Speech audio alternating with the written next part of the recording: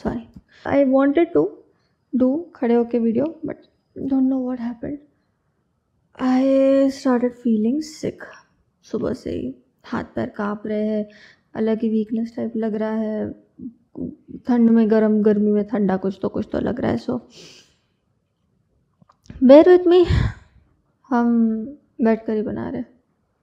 6 आधे बड़े हुए लोग एक हादसे में मारे जाते हैं. उसके बाद उन्हें मौका मिलता है एक आखिरी फैसला लेने का कि इनमें से किसका वापस जाना सही होगा. अब पूरी ज़िंदगी आंखों के सामने आ रही है. सब अपने ज़िंदगी का उद्देश्य समझने में जुट गए कि हम क्या थे, क्यों थे, और जिसको कुछ याद भी नहीं वो सामने तो है मगर इसका कुछ पता नहीं है. ये अरमान जो पूरे करने हैं, ये ज़िंदगी जो अब तक जी है, इसका पूरा होना क्या कहता है, कैसे दिखता है, क्या होता है ज़िंदगी जीना. इसे जाने भी अगर दे तो कैसे जाने दे.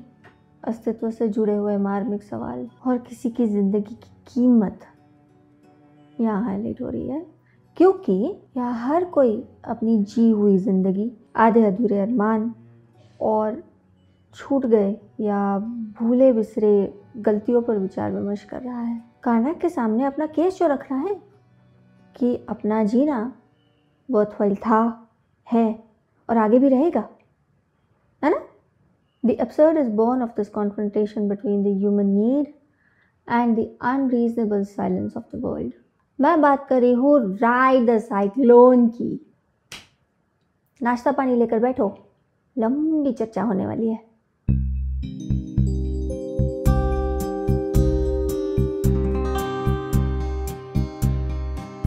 All right.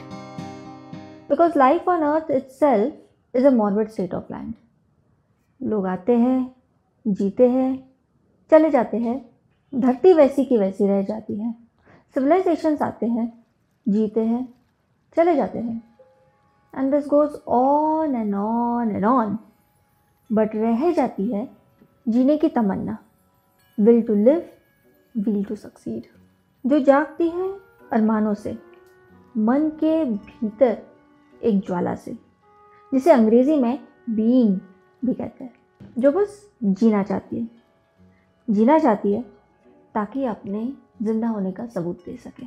अचीवमेंट्स का मेन परस्यूट, आंतरिक इच्छा, कोर इंटेंशन यही तो होता है, छाप छोड़ना, सबूत देना इस बात का कि कॉन्शियसनेस, चेतना, something much bigger than just survival भी था. मैं किया, मैंने नींव रखी, मैंने कंट्रीब्यूट किया, मैंने बीज बोया, मैंने खुद की राह बनाई, मैंने सर्वाइवल से हटकर कुछ किया, दिखाया, समझाया, बनाया. अब उस बीच में दुनिया का अंतिम सच अगर आपके सामने आकर खड़ा हो जाए, death, exit from the state of land, uninvited, absurdly and randomly, and आपकी इच्छाएं left out, incomplete, made insignificant in one go by the ultimate power of randomness or universe, कुछ अलग लोगों की भाषा में. तब क्या करेंगे?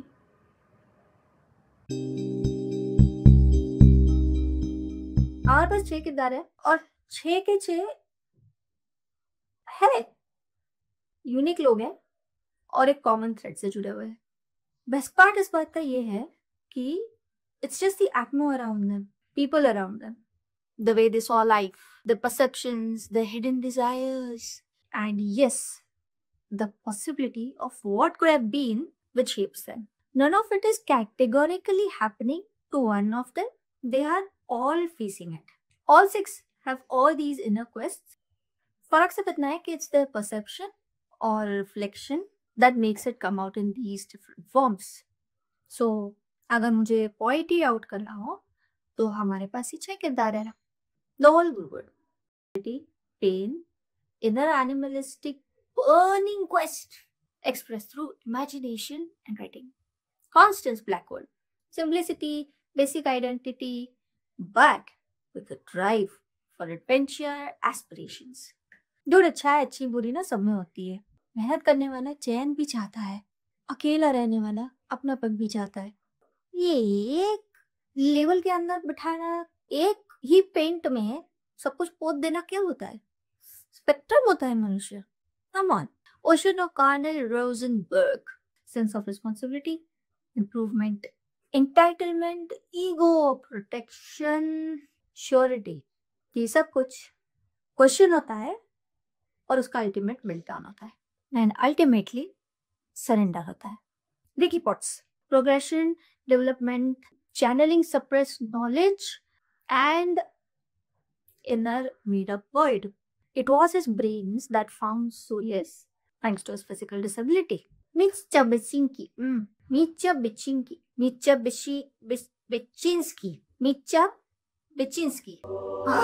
Finally, emotions and support, home, warmth, love, passion, rage, belonging.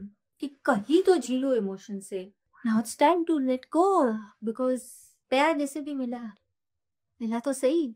And the last one, Jane Doe, identity, sanity, possibility, existential nothingness and identity crisis. जब अपनी पहचान हमें खुद को याद न रही हो, कहाँ से समझ में आएगा कि जो हुआ, क्यों हुआ, क्या हुआ और आगे क्या होगा? We tell him that like him I choose to burn out rather than fade away.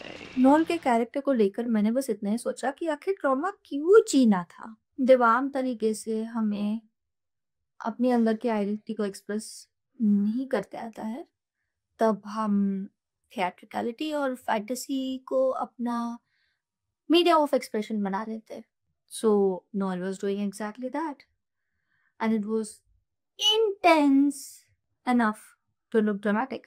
So he was channeling his inner quest, his inner trishna, and the inner trauma. Living in the pain-struck identity for a short span and burning off would be much better than suppressing the identity and stretching self for this society. So much so that it would cause the person to lose himself in the long run. By the way, stretching self for this society? This society which cannot let anything live in peace, which cannot let anything beyond black and white to live peacefully. They want the colors to diminish and all classified in statuses of blacks, royals and white, or the pure and innocent who simply should bow down. दुनिया में infinite possibilities है, जैसे बहुत सारे colours है, चाहे वो derived हो या अनसीन हो या मिक्स्ड हो, doesn't matter. That doesn't discard their existence. So जो सोसाइटी आपको समझने में इंटरेस्टेड ही नहीं है, वहाँ जीकर क्या करेंगे? I get Noel and Constance के इनिशियल इंटेंशंस नाउ. ये है आपकी दुनिया जहाँ दो लोग एक साथ आकर दर्द मिटा सकते थे, लेकिन नहीं, मतलब निकालना है बस सर्वाइवल के लिए, जो एनीवेज एक दिन ख़त्म हो जाना है सब. So we are back to the ultimate truth. Constance को देखकर लग रहा था कि इसे वेस्ट क्यों होना है. क्या घुटन थी जिसको ऐसे गुस्से से निकालना था. बहुत सारे स्पिरिचुअल लोग इसे ट्रैप्ड एनर्जी की तरफ देखते हैं, जो रिलीज होने के लिए तरस रही है, जो रिलीज होने की राह देख रही है. ये साइकोलॉजिकल इमोशंस को एक फिजिकल एंटिटी की तरह ट्रीट करके ओवर सिंप्लीफाई करने की कोशिश करना. डू यू थिंक कि वो हेल्दी ऑल्टरनेटिव है? क्योंकि दर्द है अंदर, बाहर निकलेगा ही, ऐसे नहीं तो वैसे. Ultimately Constance realises her worth, कि her resilience is quite but powerful.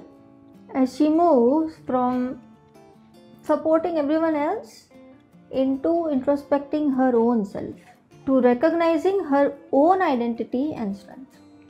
Ricky overcomes isolation through imagination, creating a vivid internal world that becomes his legacy, and realizing कि अगर वो वापस गया तो इस leveled up imagination को, इस vividness को जी नहीं पाएगा. Therefore he concedes. वैसे पर्सनली पूछो तो हमारे स्पेसमैन का गुजर जाना मुक्ति की तरह साउंड करता है. उसको पता है वापस अगर जाएंगे तो जी नहीं पाएंगे। वो सब जो वो आज़ाद होने के बाद जी पा रहा है, उसका क्या? और जीना भी क्या है? एक्सप्रेस करना खुद को, व्यक्तित्व अपना अपना, तो यस इनका भी है। अगर गुजरते नहीं तो जता कहाँ पाते? अब जब जता लिए है तो लेट गो कर दिए है, बस। और क्या चाहिए? मगर क्या ये लेट गो कर पाना हमारे दर्द से जूझते आशिक के लिए आसान है? When I look into your almond eyes, I do not see the boy I am, but the man I must become to possess you. I want to take all the pain from your soul and in the passion factory of my heart, transform it into functional joy. Mitcha defines the randomness of his death by reaffirming his love story with Talia. Talia! Turning loss into a personal myth. Mitcha wants to return as he wants to live for his love. क्योंकि उसका साथ होना कैसा लगता है एक ऐसी दुनिया में जहाँ हर चीज़ परदेश समान है उसके लिए। क्या कीजिएगा वो वहाँ? कैसे जिएगा वो वहाँ? यहाँ जब लव कॉन्कर्स ऑल कहा जा रहा है, कितनी शक्ति दे पाएगा इन्हें ये? मतलब यही हुआ कि जो दिल से जिया इसी के साथ कट जाएगा। क्या पता आगे यूं ही चलता रहता या कलेश में बदल जाता। What do we know. मुझे इन्हें देखकर दी एम्बिशियस वायलेट की कहानी याद आ गई। खलील गिब्रान की लिखी हुई है। बात वही है कि दबे अरमान है, जो जीना था वो चला जा चुका है। सो एक पल के लिए ही सही जिया तो सही, एंड दे आर प्राउड कि जी सके। स्पेशली कॉन्स्टेंस, रिकी और मिर्चा, नोएल, कॉन्स्टेंस और रिकी। इनका रेजिलियंस तो हमें उनके एक्ट से, उनके सॉन्ग से दिख जाता है। They choose to face the absurd with the unique response, love, art, imagination and self acceptance. बचती है अब ओशन। Ocean O'Connell Rosenberg. शुरुआत होती है इसकी ऐसे ही एम्बिशियस वायलेट से, जो रोज बन जाती है। But like the violet in Gibran's story, she must face the storm of her own vulnerabilities, and unlike the violet, she grows through it rather than being destroyed by it. And by it I mean the storm of heavy realizations, like heavy reality checks. यहाँ इनके साथ यही तो हो रहा है। अब था, अब नहीं है, और अब जब नहीं है तब समझ आ रहा है कि जो था खूबसूरत था। वो भी तब जब इसमें इंक्वायरी करने की बारी आई, वरना सब तो थे अपने ही बबल में। बबल जैसे ही टूट रहा था, ये लोग नथिंगनेस से इंट्रोड्यूस हो रहे थे। सार्टर के नथिंगनेस की बात कर रही हूँ। प्रोनाउंसिएशन से करेक्ट है ना? जेन पॉल सार्टर। वो एब्सेंस जो किसी चीज़ के टूट जाने के इल्यूजन से महसूस होता है, अब उसको वो देख रहे हैं और समझने की कोशिश कर रहे हैं without being attached to it. Ricky concede कर देता है कहकर कि जी लिया जो जी लिया। मिर्चा अपने प्यार की डेस्टिनी का इसे अंत समझकर उससे जाने देता है। कॉन्स्टेंस तो अपनी ज़िंदगी की छोटी छोटी चीज़ों में खुशियों को देखने लग जाती है।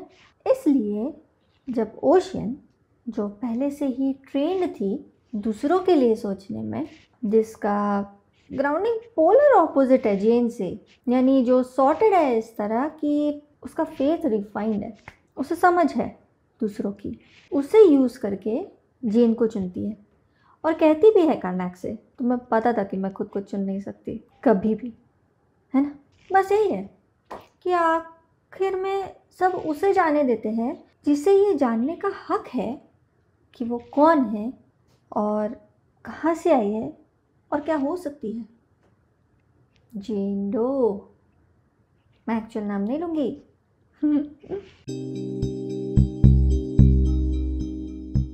From ashes I was made, and ashes I return, and so I walk alone and wonder why.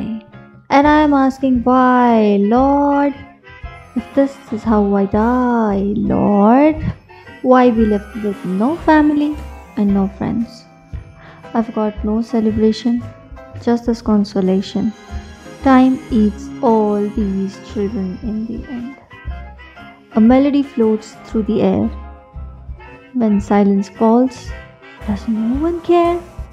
Does anyone care? Another sad, forgotten tune. Another song that no one knows. So that's how it goes. Just John and me.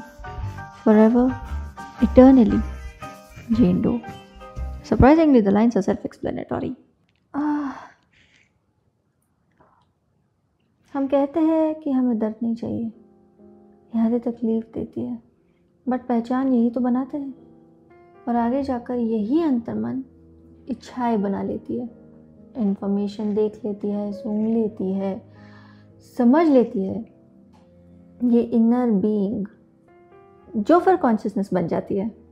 कहने का मतलब है कि इच्छाओं से भीतर भी एक बीइंग छुपी होती है, ऐसा कुछ जो शुरू ही होता है हमारी पहली सांस से, जब पता भी नहीं होता कि ये सब क्या है, बस कुछ तकलीफ देता है मन में, कुछ चुभता है सीने में, और आते हैं आंखों से आंसू। तब से एक पहचान लेकर चलते हैं हम, और अगर यही पहचान गुम हो जाए तो क्या होगा? खाली कागज को देखकर जो एंजाइटी होती है ना, कि पता नहीं होता कि क्या लिखना है, वही है। इस खालीपन के लिए एक तरफ एक बहुत ही उलझा हुआ इंसान तरस जाता है, लेकिन ऐसी स्थिति में तो ये अभिशाप बना हुआ है। Believe me, I've gone through this and I know what I'm talking about. And trust me, I'm still going through this ocean of identity crisis. She is the anxiety. She is the authentic soul. जो कुछ तो अनुभवा है, लेकिन क्या याद नहीं, but है, as a being है। अब इस एनोमली को समझने के लिए हमें वापस जेन पॉल सार्टर की बीइंग एंड नथिंगनेस में झांकना पड़ेगा। A phenomenal essay on ontology. Sartre's ontology अपने होने की पढ़ाई और समझ, या फिर बीइंग की पढ़ाई और बीइंग को समझना, is explained in his philosophical masterpiece Being, यानी अपना होना, and nothingness, अपने आजू बाजू का अनलिव्ड एक्सपीरियंस जिसे बीइंग ने आत्मसात ही नहीं किया है। Where he defines two types of realities which lie beyond our conscious experience, the being of the object of consciousness and that of consciousness itself. The object of consciousness exists as in itself, that is, यहाँ अस्तित्व अपने में ही existing है, सब कुछ देखता है और किसी से खुद को डिफाइन भी नहीं करता है, जो जेन इस वक्त है, in an independent and non-relational way. However, consciousness is always consciousness of something. यहाँ निर्माण हुआ है thought, क्योंकि वो कुछ लेकर बना है, so it is defined in relation to something else, and it is not possible to grasp it within a conscious experience. It exists as for itself. ये खुद के उस created reality या inferred reality से बना है। यहाँ जेन को अपना नाम पहचान ही नहीं पता, तो अपनी लाइफ, रिग्रेट्स, जर्नी, डिसीजंस कैसे बनेंगे कि वो क्या है, वो कैसे ही जज करेगी इस एब्सेंट सेल्फ से? नहीं, उसको खाए जा रहा है। An essential feature of consciousness is its negative part, by which we can experience nothingness, khalipan. This part is also at work within the self, where it creates an intrinsic lack of self-identity. जहाँ ये सिर्फ किसी thought से, information से या language से नहीं बनी हो, बस एक जीता चला जा रहा एक फॉर्मलेस, इंफॉर्मेशनलेस सेल्फ हो।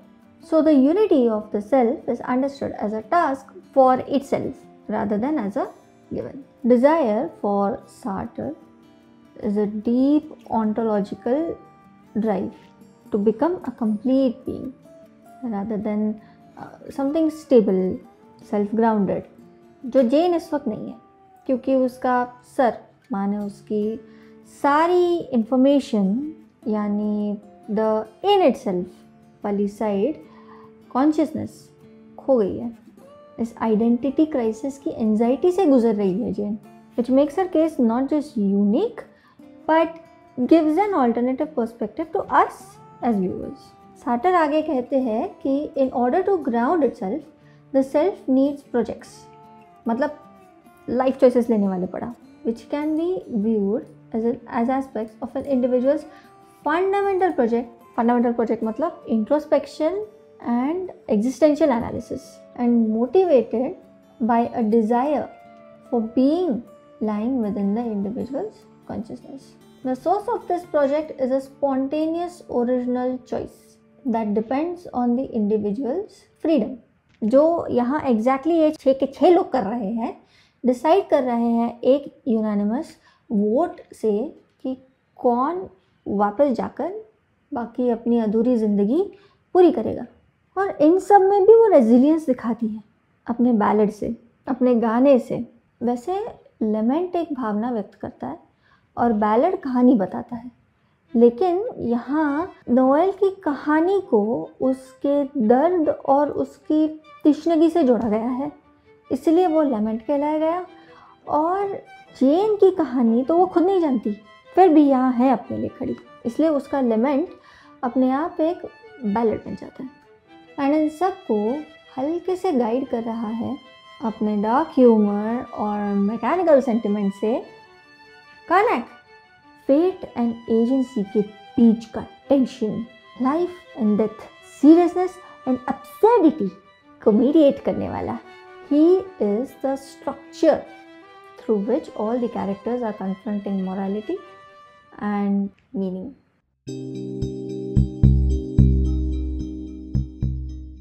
And my part in the story, I read all the children's fortunes. I felt their hopes, thoughts, dreams, knowing they would board the doomed roller coaster and can tell them nothing. I even suggested that they ride the cyclone. एक गुरु या मार्गदर्शक की कमी बड़े adults जो अपने आप life में नेविगेट कर रहे हैं, अपनी राह बना रहे हैं, उन्हें महसूस होती है। मैं एक जीता जाता सबूत हूँ, and I know it deep down very well. ये लोग लकी है कि इन्हें दर्शाने और इनकी थॉट लाइन को ट्रिगर करने, चलन देने के लिए एक फॉर्च्यून टेलिंग मशीन मौजूद है, जो आगे की नथिंगनेस और पीछे की कलेक्टिवनेस के बीच में खड़ी है, गाइड करते हुए, सवाल पूछते हुए, प्रोब करते हुए, सहीपन की तरफ इन्हें पुश करते हुए, और आखिर में फैसला उन्हें लेने की ताकत और आज़ादी देते हुए, जब तक कि वो गुम ना हो जाए, क्योंकि वो भी एक लीश पर है। चूहा याद है? हाँ, चूहा, वही चूहा। कैसा है ना, वक्त चला जाता है और हमें पता भी नहीं चलता, खास करके तब जब या तो हम जी रहे होते हैं या जीने की इल्यूजन में होता है। Karnak is actually a very smart machine because it knows its limits and doesn't go beyond that, but nonetheless knows how to have fun with everything and everyone around it. If Karnak would have been a human, he would have been weird up to the limit of being stereotypically comical. किसने बनाया ये मुजस्सिमा? Sorry for my pronunciation. Stereotypically comical. But here he is the narrator, the reality check giver, the navigator, and the guide to help at least one of them go back to living. कार्नैक अपनी समझदारी से सबको, खास करके ocean को guide कर रहा है कि वो सही फैसला ले अपनी ऑथेंटिक साइड से, ना कि अपनी फॉर्मुलेटेड सेल्फ से। सार्टर की ये बात से क्लियर होता है कि क्यों सेल्फ चॉइस में lead to a project of self deception such as bad faith, यानी अनऑथेंटिक रियलिटी को कंसिडर करके बना हुआ, लिया हुआ अजम्पशन या mindset, where one's own real nature as for itself is discarded to adopt that of the in itself. यहाँ bad faith का मतलब बुरा या अच्छा नहीं है, यहाँ बैड फेथ का सिंपल मतलब है ऐसा डिसीजन जो एक्सटर्नल या इम्प्लांटेड ओपिनियन से आया हो, जो अपने कोर बीइंग से नहीं आया हूँ, जिस वजह से वो ऑथेंटिक नहीं कहलाया जाता। इसलिए our only way to escape self deception is authenticity, that is choosing in a way which reveals the existence of the जो अपने लिए ही जी रहा है for itself as both factual and transcendent. इसी से दूर जा रही थी ओशन, जो पहले तो अपने डिराइव्ड एक्सपीरियंस की वजह से वापस जाना चाहती थी, बट भूल जाती है कि उसने एम्पैथेटिकली अपने आसपास की दुनिया को जाना ही नहीं। अल्टीमेटली वो अपने इस खालीपन को या अपने इस नथिंगनेस को अपने दोस्तों के नज़रिए से देखती है।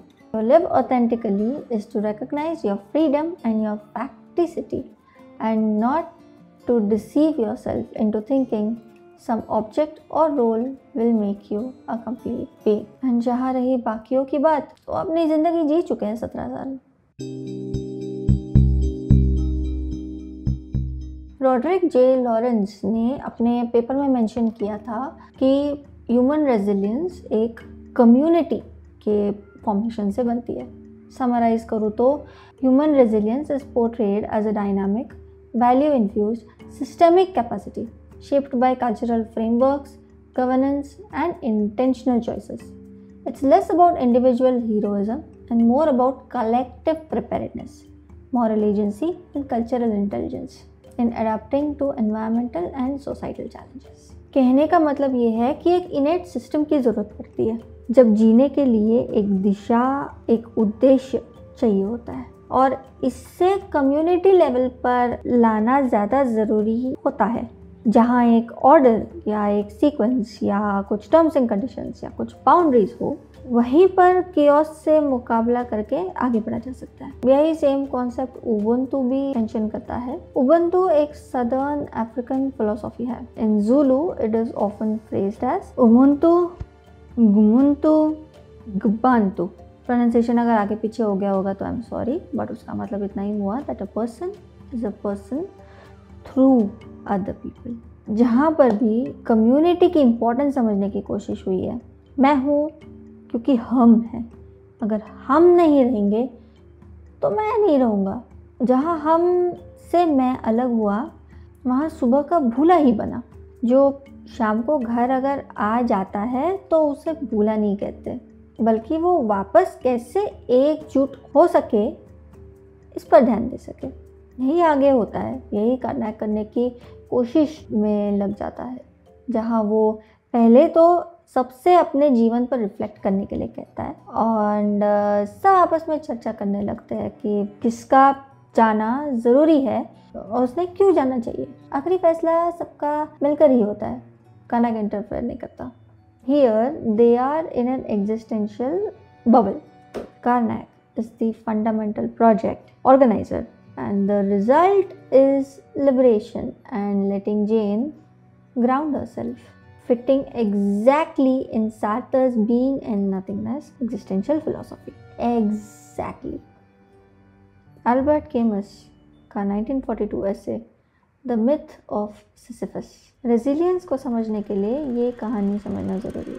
सिसिफस एक ग्रीक राजा था जिसने डिसेप्शन यूज़ करके भगवानों को गुस्सा दिलाया।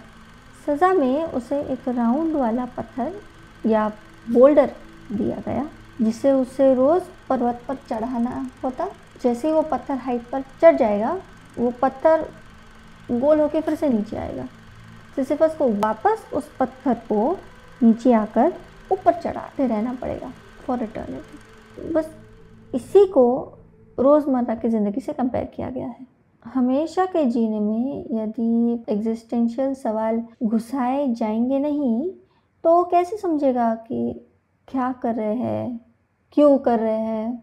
तब तो मतलब ही बदल जाना है ना सबका। यही हो रहा है यहाँ। I don't know whether this world has a meaning that transcends it, but I know that I do not know the meaning and that it is impossible for me just now to know it. What can a meaning outside my condition mean to me? I can understand only in human terms. What I touch, what does this mean? That is what I understand. And these two certainties, my appetite for the absolute and for unity, and the impossibility of reducing this world to a rational and reasonable principle, I also know that I cannot reconcile them. और इसी चक्कर में इंसान philosophies और solutions ढूंढते रहता है ज़िंदगी भर. बस ये गलती ना कर दे, वही ज़रूरी है. If we decide to fully embrace a particular doctrine, if we delude ourselves into thinking our beliefs are truths, then though we may feel comforted, we are ultimately committing a metaphysical kind of self-harm. Unable to tolerate an unease with uncertainty, we hand ourselves over to the consolation of dogma. Searching for an authentic life, we commit to inauthenticity. By refusing to accept comforting delusions, we open ourselves fully to life, to living here and now, lucid and liberated. There is no sun without shadow, Camus writes, and it is essential to know the night. जिसे मैंने point out किया था chaos theory में कि अपने mindset का horizon नए arenas को एक्सप्लोर करके ही बढ़ना है. तब कहाँ इतनी वास्ट जिंदगी के इतने सारे पहलू इस छोटे से कॉन्शियसनेस को समझ में आने वाले हैं. Resilience begins with recognising the tension, not denying it. Living is keeping the absurd alive. Keeping it alive is above all contemplating it. To endure is to look directly at absurdity and continue living without appeal to illusions.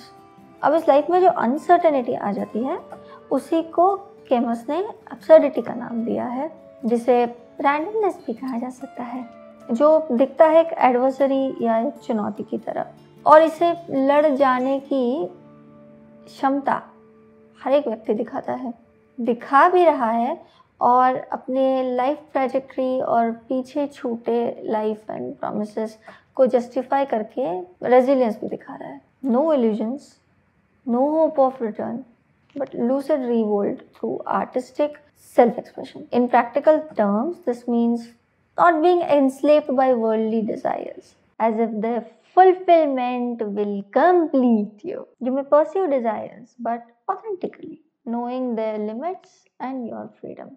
When a desire is revealed as based on self-deception or bad faith, like chasing a role that denies your freedom, it's appropriate to let go or reorient. Sisyphus की सजा को वो एक उम्मीद और लगन के साथ लड़ रहा है. चाहता है वो वापस उस पत्थर के पीछे पीछे नीचे पहाड़ के, और वापस वही करता है जो करना चाहिए, पत्थर को ऊपर ढकेलना. यही रेजिलियंस है, यही आगे बढ़ना है. गिव अप ना करते हुए आगे बढ़ते रहना, अपनी लाइफ को समझना, फेस करना, अपने जस्टिफिकेशंस को क्लियरली समझना, और फिर अपना डिसीजन लेना या देना, जिसमें कंसीड करना भी एक कर्म हुआ जो लिबरेशन की ओर इशारा करता है. लिबरेशन मतलब सप्रेशन या गिव अप करना नहीं हुआ.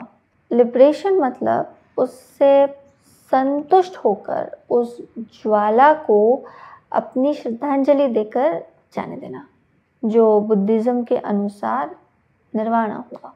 आभारी होना, संतुष्टि मान लेना, फुलफिलमेंट के स्टेज पर पहुंचना, वैराग्य. Who wants to win it the most shall redeem the loser in order to complete the whole.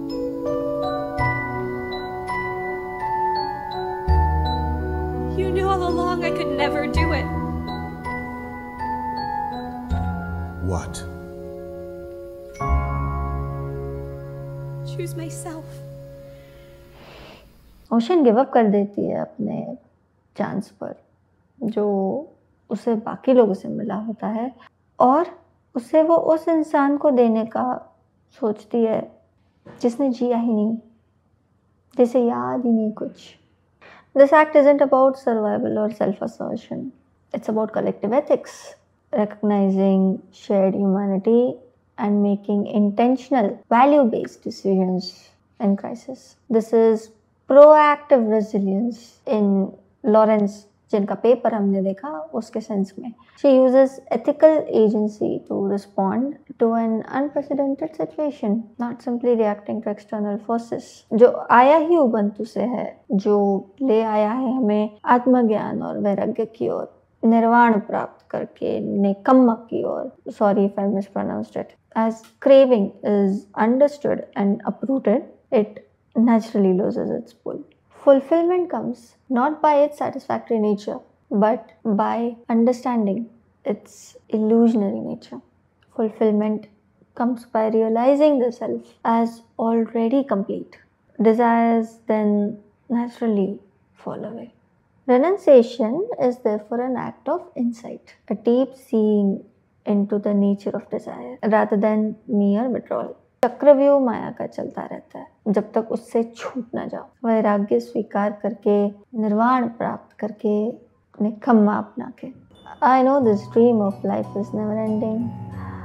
It goes around and round and round again. You know the sun is rising while descending. It goes on and never ends. Eventually, you will resign yourself to sitting through this talking part multiple times, weeping openly in a fetal position. One step closer to that realization that free will is just a fixed magnet, and we live briefly in a cold, unfeeling, deterministic universe in an abandoned warehouse called. That's it from my side. Thank you so much. Thank you so much इतने देर बैठ कर सुनने के लिए. If you liked it, please give a like. अगर आपके कुछ ऐसे फ्रेंड्स हैं जो ऐसे डीप टॉपिक्स पे बात करते हैं तो उनके साथ आप वीडियो शेयर कर सकते हैं, चैनल को सब्सक्राइब कर सकते हैं. And yeah, I guess that's it.